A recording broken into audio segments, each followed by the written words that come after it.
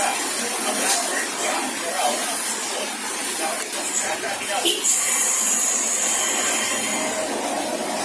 isang statement, sinabi ng Disassembly na pinag-space ang mga desisyon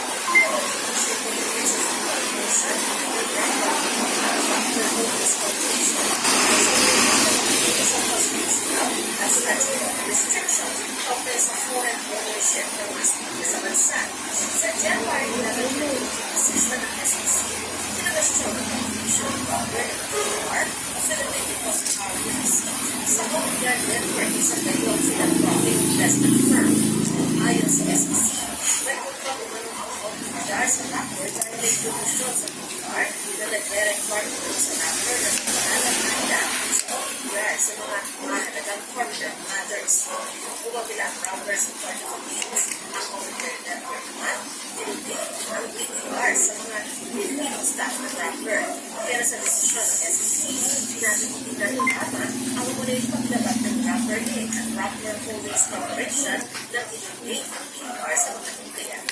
Yung dati ng sinabi ng Rapper na walang naiwang nagmamayari sa kanya. Ang PR daw ay isang financial instrument na hindi nagbibigay ng purpose ng PR. Ay sa abogado ng Rapper, maapila pa sila.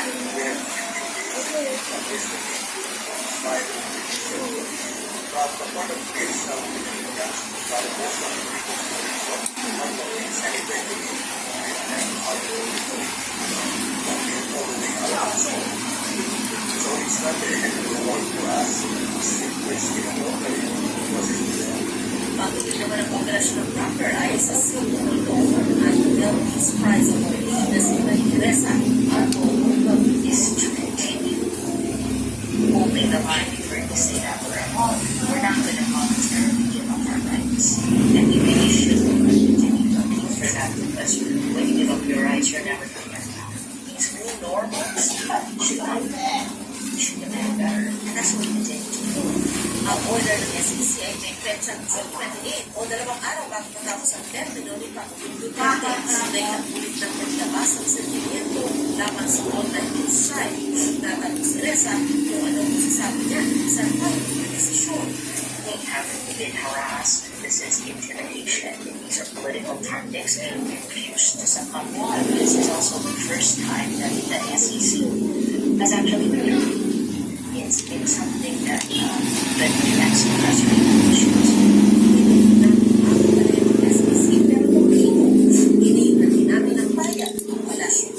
Saan lagi na ako nakatutok 24 oras. Sabi ni PCOO Secretary at Acting Presidential Spokesperson Martin Aguilar, kaya na raw ang Securities and Exchange Commission na gawin ito ang kanilang mandato. Pwede naman daw mag-avail ng legal remedy ang Rapper basta ako sa umiiral na batas. Hindi natutulog ang mga balita. Kaya para sa pinakasariwang balita, mag-subscribe kayo sa aming YouTube channel. Para sa mga kapusuador, pwede nyo rin kami nakasama sa GMA Filong TV at sa www.gmanews.tv.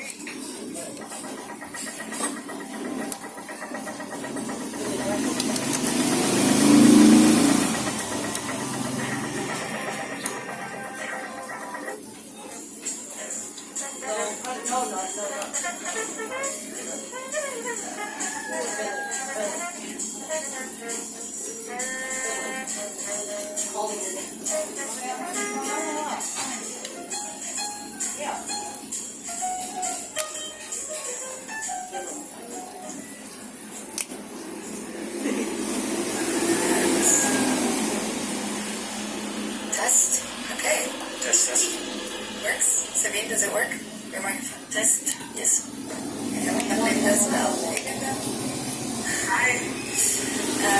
Welcome everybody. My name is Nicole. I am the founder of Vertical Crypto Art, which is a curatorial media studio for art and NFTs. And I am joined today by Robert, Sabine, and Linda. Welcome. First of all, thank you for having us to Tazos. I'm very excited to be here, and we're going to be talking about curating art for Web3. So with this, I'm going to let my beautiful speakers introduce themselves very briefly, and then we'll kick it off. So Robert, I'm going to start with you. Sure. So, hi guys. I'm pleased to be here.